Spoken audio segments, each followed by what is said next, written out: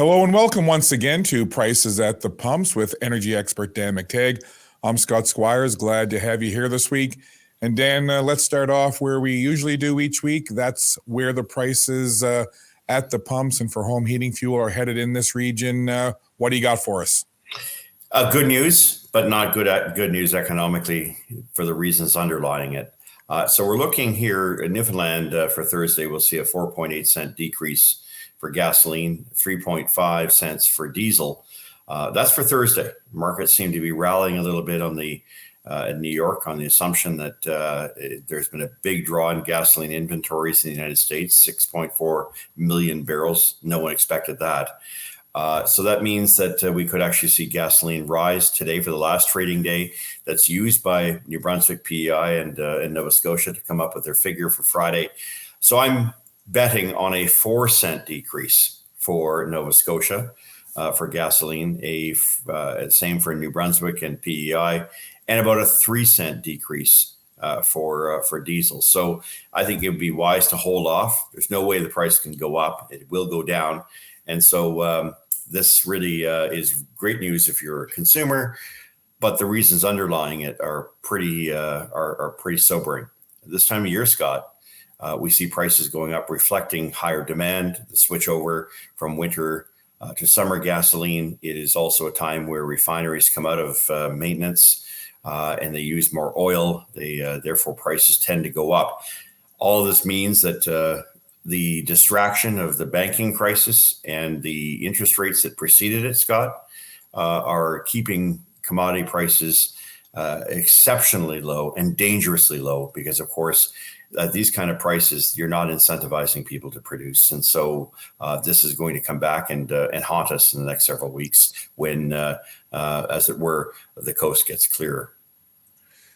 My dad had a saying that he instilled in me very early on, and he's been gone for over 30 years, but it still resonates with me today. And that is, a short pencil is better than a long memory. And I reference that because of the importance of writing things down. And when it comes to these numbers and your predictions of where prices are going, these aren't just numbers that you're kind of surmising or guessing at. You actually have shown me this before, but you actually have like old school notebooks where you write all this stuff down. If you could just kind of, because I always enjoy seeing it, but kind of hold it up and just briefly give an explanation of what it is that you've got notes there and how you use that to kind of tell where prices are going. I've been keeping copious notes since about 1998. There's an example. Here's 2018 to 2022, and it has all of the data of all the markets going back God knows how many years. This is quite a few years. But the more recent one is the one I have, which is not to make too fine a point of it, but you will see here the wholesale prices on the markets. This is the latest one for Thursday, March the 23rd, so effective for tomorrow. And you can see I do these things every day. So I'm going to say, well, you should put it on a computer. I did do that. And twice computers fail. These things don't unless they're stolen or someone puts water on them. What I do see, however, for this week is a comparison between last week, March 16th, for the purposes of March 16th. I came to a number of 86.9 wholesale price less. So taxes are not involved in this in retail margin. But this is what the various regulatory boards have to look at. Those all the dates now this week. So last week came to a total of 86.9. This week, 84.1.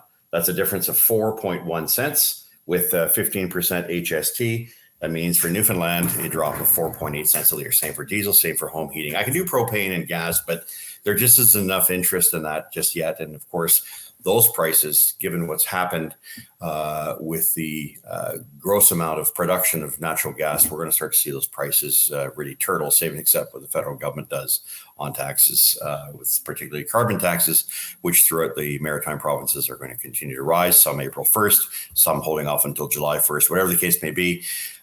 These notes don't lie, and they do provide quick reference. Sometimes faster than turning on the computer and going through all my data to the date that I need to know what happened on a particular date going back since 1998, so about 25 years now. You certainly do your homework and you have the notes to show. And I know we've referenced this before and dug into it before, but perhaps for an audience that is joining us for the first time or hasn't heard it before, when you have all this data and you can so closely predict where prices are headed in the majority of markets, especially regions where there's no set pricing, like a utility board that sets the pricing like happens in Nova Scotia. Why is there that disconnect sometimes between what you're predicting and then perhaps what actually happens on the ground at the pumps in Nova Scotia or PEI, et cetera? Well, you have an averaging of prices, and you have adjustments that are made in which they will, sometimes bring in other elements that aren't necessarily relevant to the market. So in other words, and I've talked about this before, my predictions are pretty accurate right across the country, though I can't predict retail margins. That is what a gas station earns and needs to survive. It depends really on where you are in the country. In the case of most, regulated bodies in Atlantic Canada, the numbers aren't too far off, except when we have these gyrations that we saw the past year where they pull numbers from just about anywhere and everywhere. And it's really more, rule of thumb than it is, based on any principle. Maritimes are extremely important but very difficult to predict because they march to a very different drummer. They're trying to actually replicate what the private sector is doing, what the markets are doing, crunch it into 7 days, and then come out with a number that's often very different than what I would predict. Although with no major moves in the markets in the past 3 or 4 weeks, my predictions are pretty much spot on. And that it does suggest that in periods of volatility, there tends to be that, they move in one way and then change their mind the next. We saw a lot of that, especially in Newfoundland, where a prediction would be made. I think sometimes they were making it personal just to make sure my numbers looked off. They would wait an additional day and then finally give the drop that's expected to consumers. I'll leave it aside. My business isn't to compete with civil servants. My business is to try to help people manage their budgets and save a bit of money and not get hit with those sneak attacks with prices rising or dropping just before or just after they filled up. Other than some of the things that you've referenced, and I know that you talked about, prices going down, good for the consumer, but some of the underlying economic reasons, maybe not so much. Aside from that, what are some other things that you're seeing in the markets right now with trends and with geopolitical situations that are catching your eye that you think we should keep an eye on over the next little while? Scott, the overall impression I'm getting now is that I think those in the market aren't necessarily physical traders. That means they're not delivering or taking oil or gasoline, natural gas, or jet fuel or diesel. Every trader now is a politician. They look at the headlines, the news headlines, and they're more interested in those things than they are real fundamentals, supply and demand.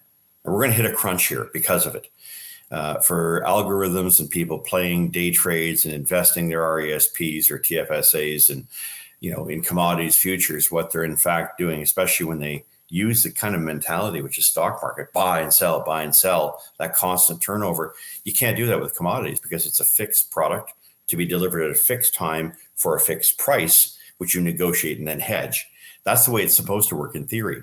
The fact that we have gone so far away from that suggests that we are in a situation right now, which really I find alarming, where we're saying, because of external issues such as the banking crisis, a couple of banks not managing their affairs, buying bonds from the tech sector or engaging in shoddy practices of buying Bitcoin, because of those factors, the supply and demand picture is completely ignored on oil and gas. And what does that mean? Short-term gain, long-term pain. These prices should be going up, not down this time of year. And it means that by June, we'll be paying a lot more than most of us can expect and can afford, because there is going to be a shortage. Sooner or later, there is going to be a declaration that the fundamentals demonstrate that with China coming back on and consuming, with global inventories at a lower level, with us going from 98 million barrels of oil used a day to 102.2 by the end of the year, you've got to make up for that 4 million shortfall. We know Canada will not provide that. It loves blocking pipelines. So we have a shortage and we have a problem, and it's coming up pretty damn soon. And I just want to reference this quickly because for a long time, the big geopolitical news was the Russian invasion of Ukraine and how that could potentially affect markets and oil supply and a lot of other things. Now it seems over a year into this Russian invasion, you barely hear about it on the news now. You rarely see anything on social media. Not that that's a bad thing in terms of maybe the fighting is settled down, but there's still a war going on. Russia is still in Ukraine. The Ukrainian people are still fighting. Why are we not hearing more about this in terms of how it's affecting things on the world markets? And is it having the effect that some thought it would? What's your thoughts? Well, I think our memories are very short, and our attention span is even shorter. What we're really doing here is not we're witnessing the realignment of world powers. Russia and China are now together. Saudi Arabia and many of the OPEC nations are supplying that part of the world. They're completely ignoring woke North America and Europe. And unless someone has a quick solution, the coming on bended knee to Canada, as the German Chancellor and Japanese Prime Minister did to get energy from Canada, isn't working. I'm not sure how this is going to end for North America, but I can say that we are creating allies. We are moving away from some of our allies and becoming more and more dependent on organizations and countries that have a pretty checkered and spotty record. Think of Venezuela and the Biden administration shutting down the Keystone XL pipeline, but then going to Saudi Arabia and to Venezuela and saying, "Can you give us 500,000 barrels a day of that dirty, dirty oil because we have a shortage in diesel?" This is unfortunate, but it's political, and maybe that's why we do have to spend a lot more time focusing on geopolitics rather than energy, because it's pretty clear that that Russia would not have had the finances to fight a war in Ukraine, or at least sustain one, had countries like Canada not stepped up to the plate and said, "We will displace you. We don't need, nor does Europe need, your oil and gas. Canada has 2 pipelines. We can send it anywhere in the world and help at least alleviate the potential for Russia to cash in and to finance its bloody war in the Ukraine." Anybody who doesn't like that, and they're going to get a lot of people coming back saying, "Oh, that's not true. That's not true." Look, you can take your green issues and your climate concerns, but you can't deny that it's having the impact on Europe and the rest of the world, and it is destabilizing the world. It's making the world a lot less affordable. It's making things like food and fuel and heating less affordable in Canada. It's now destabilizing the global order on which we have lived in relative tranquility and peace over the past decade or so. This is all now very much in the air. It's very much cast to the wind. And it's because we have woke leaders in this country who can't see the forest for the trees and are willing to turn their back on the very thing that'll keep Russia and a lot of other countries in check, Canada's ability, North America's ability to restore its energy independence.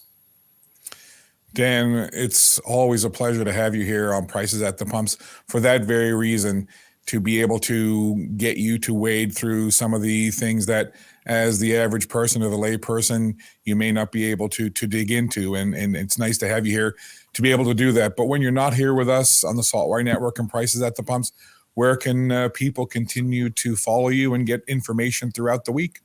Well, if they're not watching the SaltWire Network, and I recommend they do, because I'm giving out information here that I don't give anywhere else, especially in Atlantic Canada. That's New Brunswick, PEI, Nova Scotia, and Newfoundland. You can get some of my perspectives at affordableenergy.ca.